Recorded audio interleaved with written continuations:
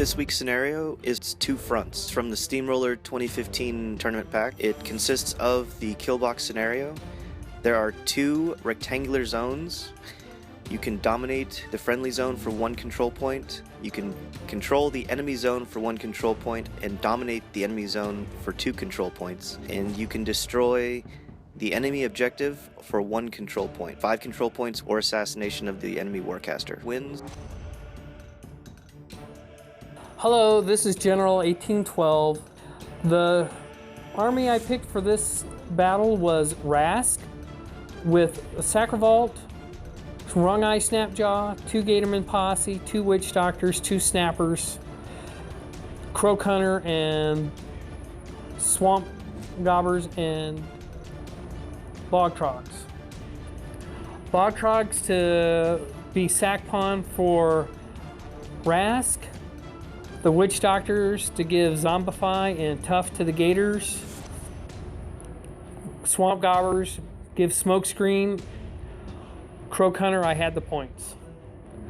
And the Sacral Vault was picked for his ability to shoot without worrying about line of sight. Hey everybody, Taodark here. In my ever-present search for finding a Warmachine faction that I like, I decided for this scramble I was going to give Khador another try. With Mk2 just recently coming out, I decided she was going to be one of my first casters to play with, so I could play with the new shiny. And then to keep it ADR, I went with Karchev, so I had those ADR options where I needed to while I was learning this faction. Looking against my opponent, he had very little in the way of armor cracking or heavy armor cracking beyond potentially the Rask. So looking into playing that, I'm going to go with Karchev just to see how it works out. I'm not necessarily comfortable with Zerkova in that matchup. But I opted for the ADR to take out the Iron Fang Pikemen and drop Kayazy in the hopes that maybe if I start shoving too much high defense into him, he'll have issues and we'll need cold blood instead of Dirge.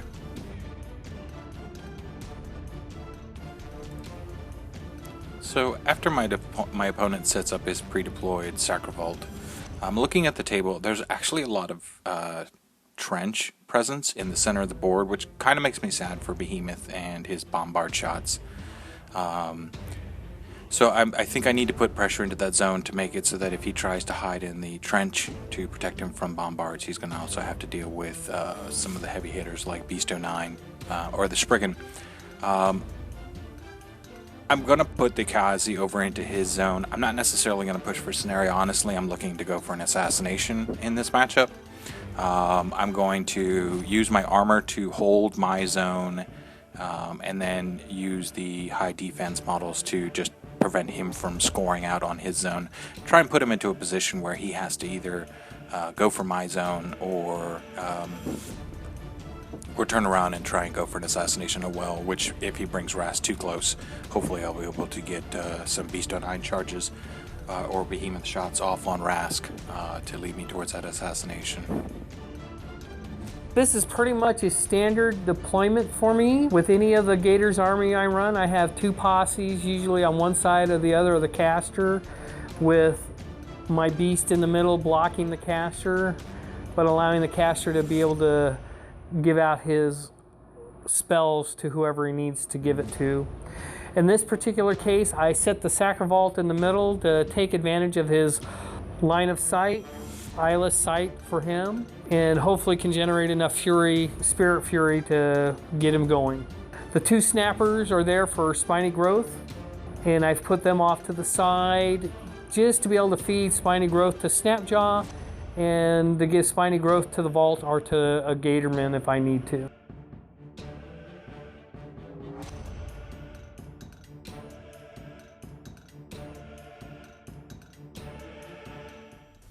Khador, turn 1. So after checking out his deployment, he's got Rask relatively central. He's got a bunch of Bog Trog ambushers that he chose not to ambush. I'm assuming he's going to be using them as bodyguards for Rask. So I will probably end up trying to use the Kayazy assassins to remove as many of the Bog Trogs, so that way he doesn't have the ability to sack off to them when I try and go for the assassination. He's got the Gators relatively centrally deployed, so they're going to put pressure onto the zones. I imagine the green ones will probably be given fury when they go after the objective. and then the blue ones will just do what they want. I like the fact that there's a forest on his side, because it puts him into a situation where when he's trying to deal with the high defense, say the Kayazy that I'll be putting into the blue zone, he'll potentially have to use Cold-Blooded, which means he won't have Pathfinder, nor will he have the ability to cause terror. So I'm going to just kind of advance up.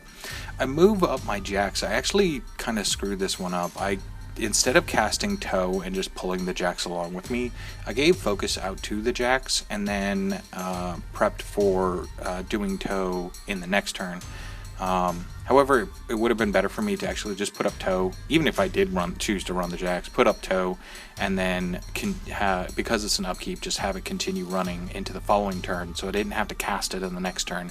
Karchev doesn't necessarily have the focus to be casting Toe on any turn in which he actually wants to do something, so I needed to put it up on turn 1 as an upkeep, so that was definitely a screw up on my part. I always have fun playing against General 1812. He doesn't often come out for weekly games or for tournament play, but we always have a great time when we play. Playing and joshing back and forth with each other. It's always an entertaining game. So no matter how this game turns out, I'm definitely going to enjoy it. That's my turn 1. So here we go. I roll a die for souls for the Sacral Vault. I rolled a 3, so that gives me 2 souls. Then I proceed to activate the blue gators. They chant March, and then proceed to run through the forest and get into the zone. A couple of them towing the zone.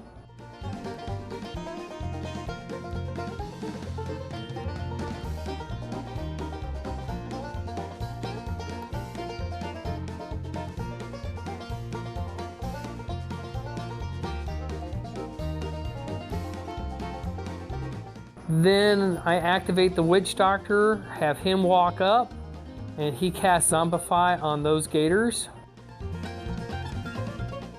Then I move over to the other side of the board, and I activate the Swamp Gobbers, moving them up, having them pop smoke, and proceed to activate the green gators on that side. Some of them activate, they are given Dirge of Mist, they move into the smoke and around it, and one is towing the zone. At this moment, I realized I forgot to activate the Croak Hunter at that moment and move him forward. So a waste of a Croak Hunter move there. I then move the Sacral Vault. He moves his 4 up to the trench, and that's where he parks. He makes an attempt to shoot. The shot wildly misses. This is one of those areas I wish it was an AoE, but I can't have everything. Then Snapjaw moves forward. He walks his 5 to the front of the vault in the trench. He pops 2 for Submerge, his Animus.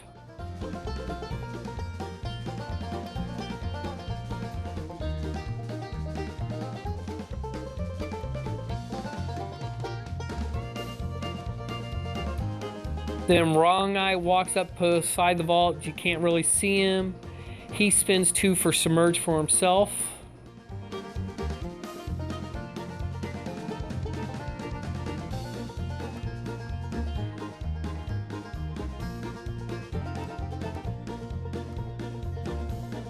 The Bog Trogs then activate and run, and this is where I believe I kind of hemmed myself up with them. I usually bring them in later. I'm not used to playing them with Rask. So where they can be used as sack pawns for him. So I move them around. They all run to their general locations.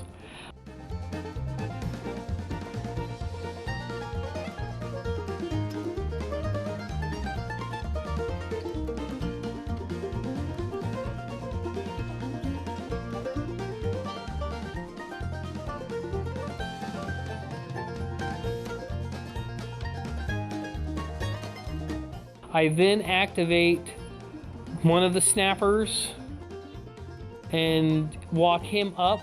He spends 2 fury for his Animus of Spiny Growth and he gives it to Wrong Eye.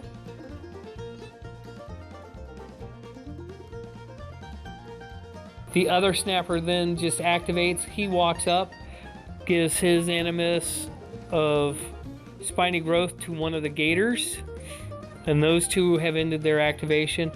Rask walks up. He spends 3 of his Fury for Inhospitable Ground. As you can see, that's near the objective, the green objective. I put a marker out there just for my reference.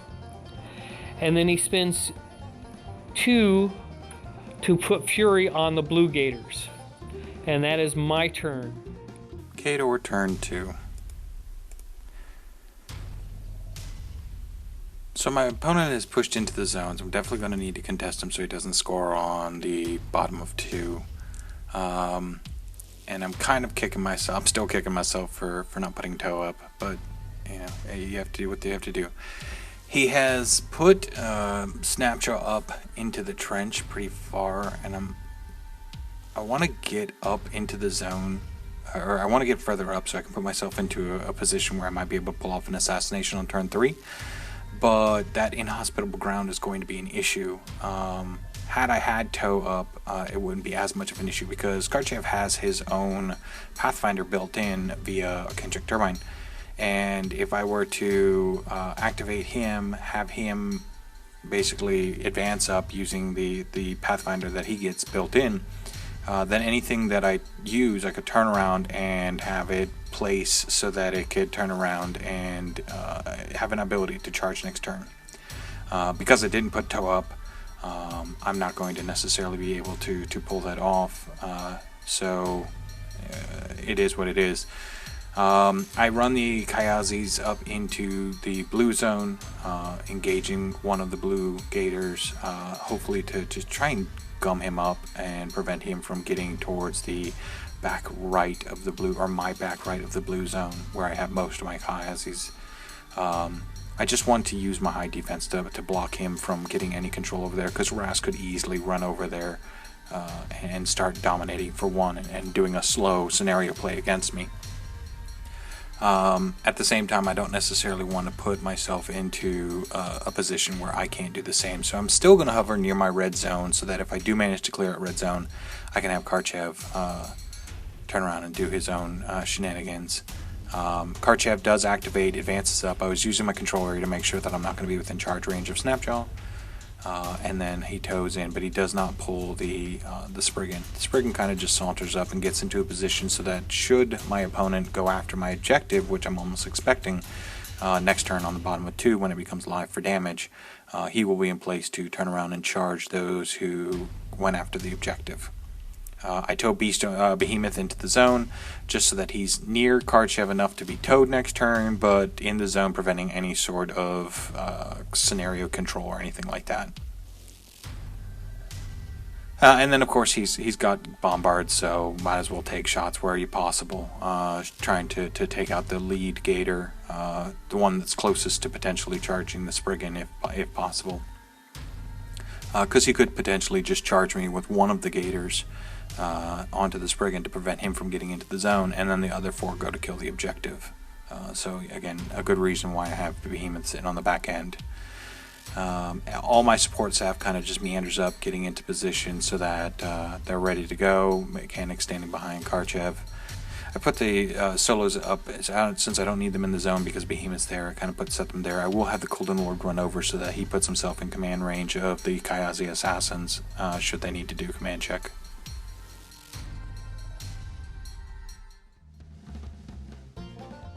Okay, round 2 is where I think I kind of messed up. So I pull all my spells back. Rask pays the upkeep for Fury on the blue Gators. The blue Gators are given run charge order on the assassins, of which I only killed 2 or 3. They chant a Dirge of Mist to give them Terra.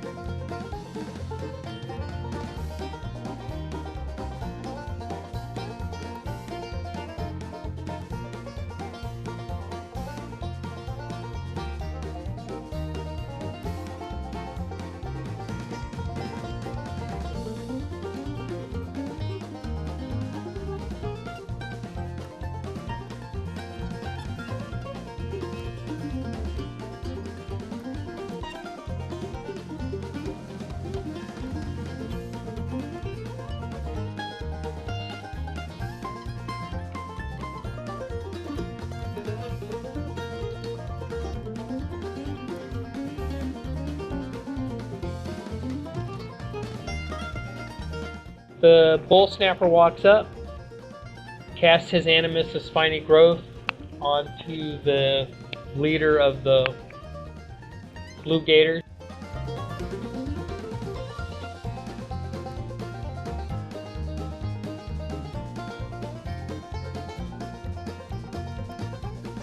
Witch Doctor activates, he moves up and zombifies the Blue Gators, giving them tough. Then we move to the other side of the board. The Green Gators activate, they do Dirge of Mist, give the run charge order to the objective. I get to hit the objective with all the Gators, so that's a total of 8 hits on attempted hits. I don't do as much damage as I'd hoped.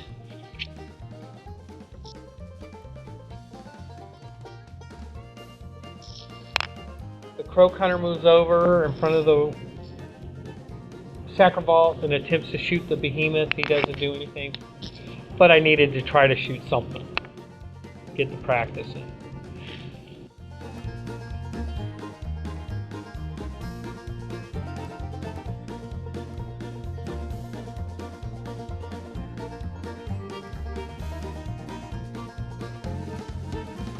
The Swamp Gobbers move over, they pop smoke, it covers the Croak Hunter and a couple of the Gators. The Witch Doctor then moves up and zombifies the Green Gators. We have Wrong Eye activates, he moves up and he casts Submerge on himself, spending 2 Fury. Rask then activates, he moves up beside Wrong Eye and Snapjaw. He casts Inhospitable Ground and sits on his Fury.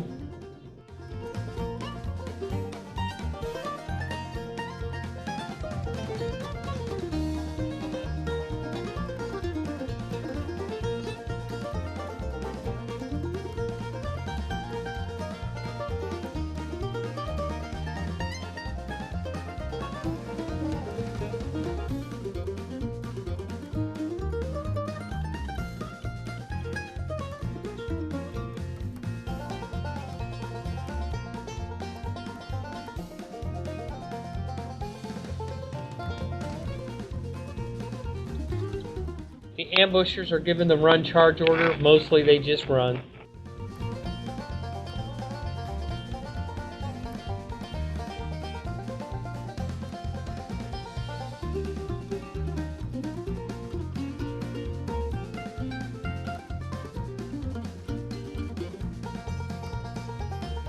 Snapjaw then activates. He moves up his 4 part, casts Submerge on himself.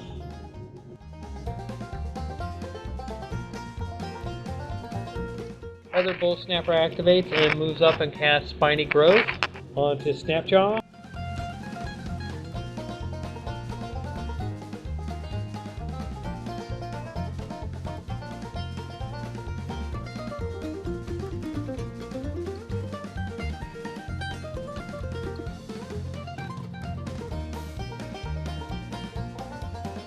And then we have the Sacral Vault. I move him up 4. I roll for how many shots I can take, attempting to shoot the Behemoth. I roll a 3, I'm able to get 2 shots off.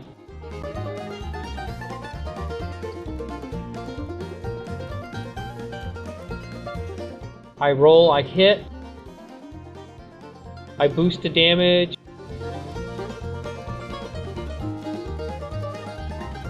Shoot again, boost the damage, and didn't do much to the Behemoth. Kinda sucks, but I had to try to do something or I'm gonna have to shoot through a whole crap ton of armor. Khador turn 3. I think I might be able to pull off a potential assassination here. If not an assassination, I will definitely be able to weaken his army with the removal of Snapjaw. The Green Gators did not manage to destroy the objective, which was kind of surprising, but I'll take it. I know my opponent was a bit miffed about that, but I I'm going to take an advantage again, and the fact that they're still there means that I'm going to have the Spriggan go up and see if he can't kill some of those, and also put some a model in there to contest. And by positioning it behind the objective, the other Gators won't have charges on him, so he'll be another turn of denial in the red zone. I hand some over to Behemoth because with the tow ability I will be able to move Behemoth and provide him his own aim bonus, because in his activation he won't move to aim. And then I can be able to get some shots off. Behind the Sacral Vault is both Snapjaw, you can see his staff kind of sticking out there, and then Rask. Snapjaw, however, is completely... I'm sorry, Wrong Eye, not Snapjaw. Snapjaw's the beast. Wrong Eye is, however, completely inside the template walls, so he is immune to Behemoth's blast damage. However, Rask is only halfway in, so he does not gain the benefit of the trench, because he's not completely within the trench. So I'm going to go ahead and see if I can't get some aim to Behemoth shots on Rask. He's got a relatively high defense, but it's a possibility, and I'll take it. And then if I can, I'd like to get Behemoth to charge onto Snapjaw without leaving... I'm sorry, charged onto Wrong Eye without leaving Snapjaw's melee range, so that I can in turn kill Wrong Eye, causing Snapjaw to disappear as well. So I go through, and one of the things that I noticed with this is that I'm going to need to move Karchev around Behemoth to move him up without having to necessarily move those jacks. And in doing so, I will potentially, because he's a large base, walking past my Kayazys, the Bog Trogs will still be able to have reach and see Karchev to do free strikes on him. So I definitely want to get some of those Bog Trogs that are kind of in the way, out of the way. And I'll use my Kayazy. First I used the Tinker. I had him walk up and do a shot. And then I am going to most likely use my Kayazys to use their mini feed kill stroke, so that they can engage and potentially kill as many of those as possible. The two biggest ones that I need to get rid of are the two that are just outside of the blue zone, nearest Beast 09, because that's where I'm going to put Karchev through. I also need landing spaces for the large jack bases that will be appearing behind Karchev, so got to get rid of these Bog Trogs that are kind of in the way. So here we go with the Kayazy. They're going to mini feed, and they're going to charge and get several of them into a gang position without necessarily getting in the way of myself, placing wise. I still think that for my next turn I'm just going to rely on the Kayazy's defense when they're engaged to hopefully hold out the zone. If I can gauge as much of the Bog Trogs and the Blue Gators up, with the objective still being in the way to block line of sight, then even the Goblin Tinkerer who sits in the back can kind of sit there and contest the zone should he manage to get the Kayazy assassins killed. No one wants to walk past a Kayazy assassin to get a free strike, especially if they have gang potential, so he's kind of safe in the back, I think, or I hope. We'll find out. So going through and killing out some of the Bog Trogs, trying to get them dead. And then I had a couple attacks that I could put on a Gator, so I'm going to take it, because one less Gator is always a better thing. Unfortunately, they have a lot of hit points, and it makes it a little hard.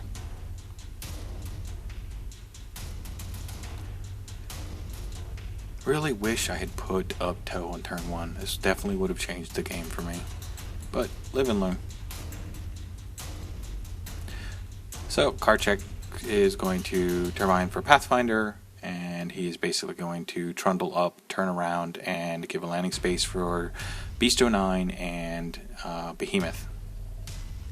I'm not going to pull the Spriggan because I want the Spriggan to deal with the Gators, so he's going to stay there. And again, with the tow, now Behemoth is going to get an aim bonus, which is awesome.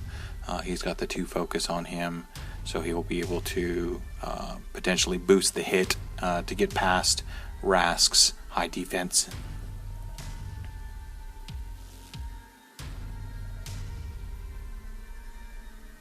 Lots of thinking going on, trying to make sure that I don't overextend myself and get Karchev killed in the next turn, because that would be bad.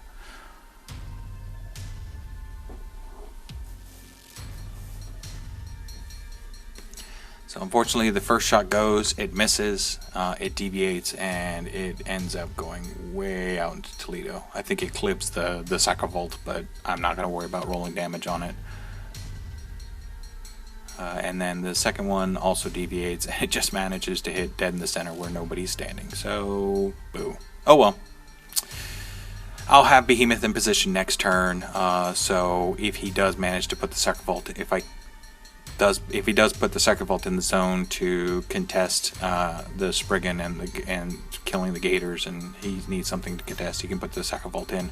That will put Behemoth within range, and Behemoth doesn't care about the Sacral Vault's stone or soul abilities, and with armor piercing he should be able to take out the Sacral Vault with no issue.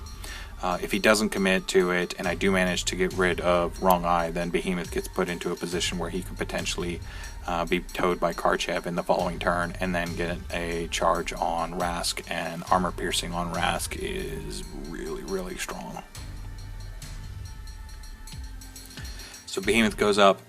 Once again, because of inhospitable ground, I'm not able to get the distance I want to get onto Wrong Eye, so I'm just going to have to consent to taking out Snapjaw. I usually like to try and take out the caster, especially in Gators, because even if you do kill out Snapjaw, Wrong Eye can just become a sit back and armor buff with Spiny Growth, because he has one of the little Rasslers on him, to become an armor buff. So if I would have taken out Wrong Eye, I would have taken out, not only would I have taken out Snapshot, but I've also taken out sent wild the little Rassler, giving him one less armor buff to toss out. So I take out Snapjaw, one less heavy hitter that I need to be concerned about, which I'm more than happy with.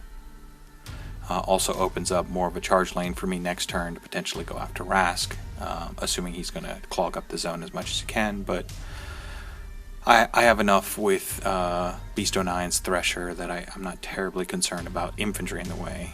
If he puts the Sacral Vault in the way, then Behemoth will take care of the Sacral Vault, so I kind of have a plan for still continuing to push on that assassination.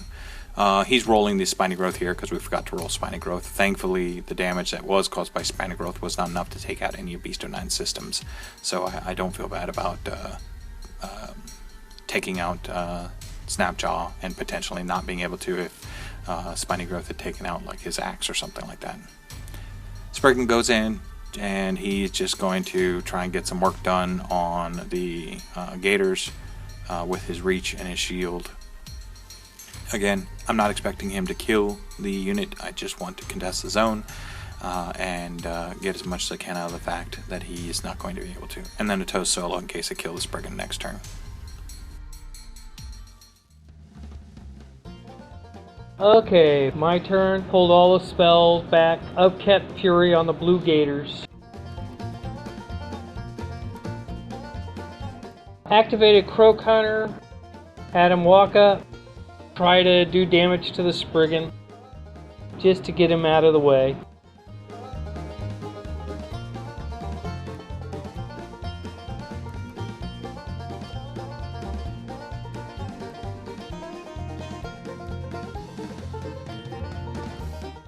I forgot to roll for shots, or for souls for the Sacral Vault. Kevin was nice, let me roll it. I had the Swamp Gobbers move up, pop smoke, activated the Sacral Vault, moved him up in an attempt to shoot and do as much damage to Karchev as possible.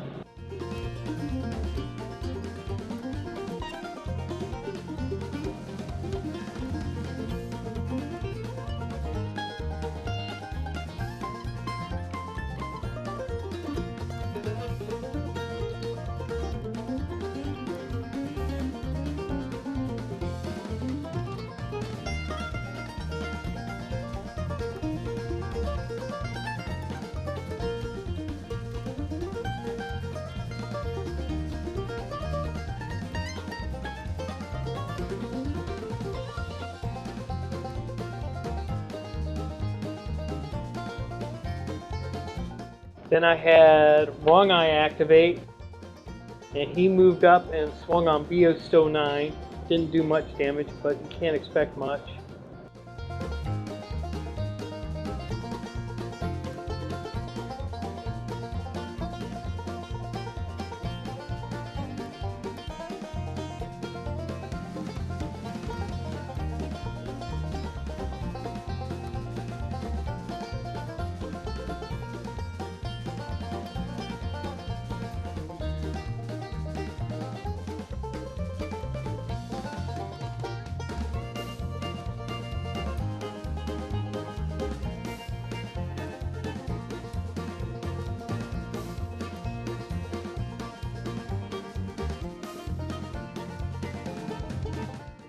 Green Gators attacked the objective. Taking that out, it was a moral victory for me on that. I just couldn't figure out how to get through all that armor coming at me.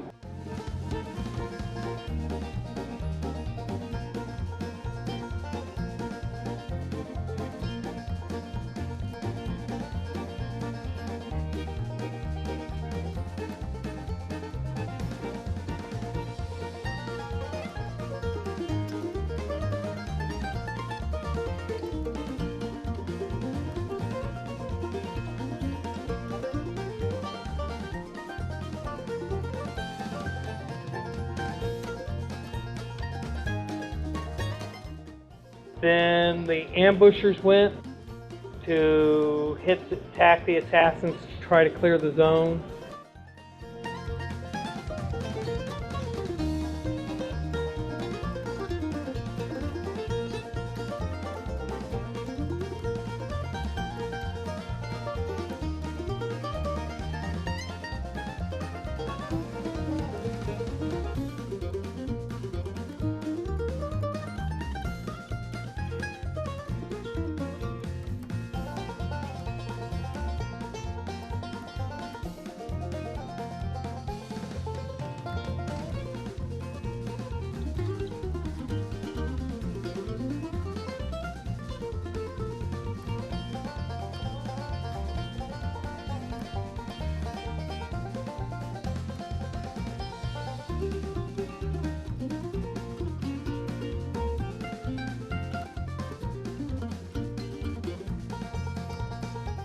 Then we had the Blue Gators help finish clearing the zone, and I forgot the little doggy was back there towing the zone. Little booger.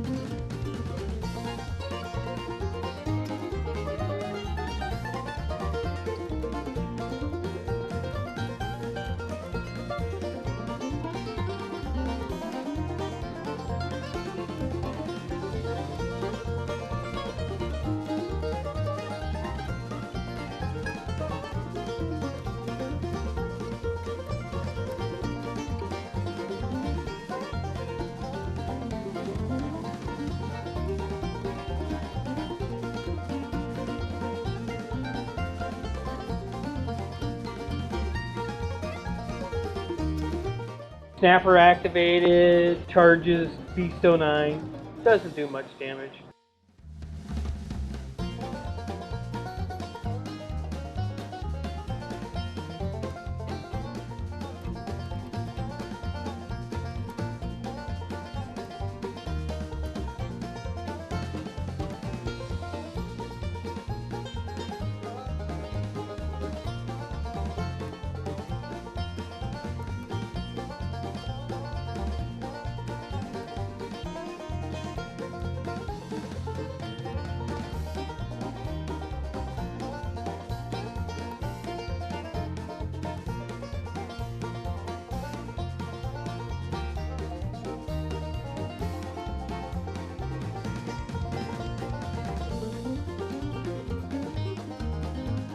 Rask then activates, tries to shoot Karchev, does a little bit of damage, not much.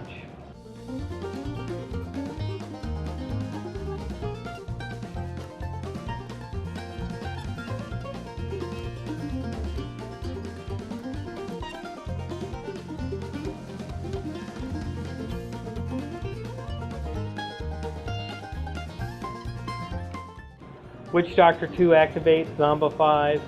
Bull Snapper activates and was going to cast Spiny Growth, but I timed myself out. That was the game. Good game though.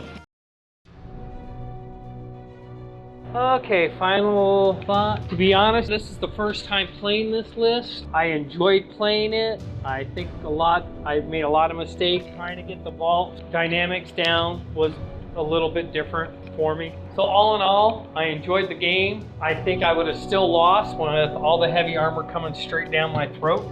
So hope to see more of games. I appreciate any input. Have a great evening.